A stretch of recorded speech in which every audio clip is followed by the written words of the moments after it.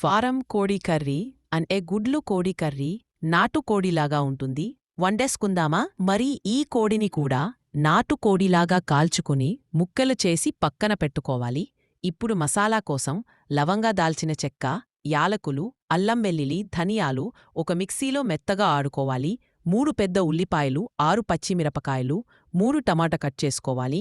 ఇప్పుడు కళాయిలో 4 టేబుల్ స్పూన్ల నూనె పోసుకుని కట్ చేసిన ఉల్లిపాయ, పచ్చిమిరపకాయలు వేసుకుని వేపుకోవాలి.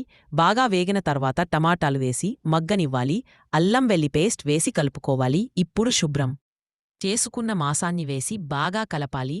1 స్పూను పసుపు, 3 స్పూన్ల కారం వేసుకుని బాగా కలుపుకోవాలి. లీటరు పైనే నీళ్లు పోసుకుని సన్నమంట మీద ఉడికించుకోవాలి. బాగా ఉడికిన తర్వాత కరివేపకు, కొత్తిమీర వేసి దించుకోవడమే. ఇది రైస్ రొటీన్లోకి చాలా బాగుంటుంది.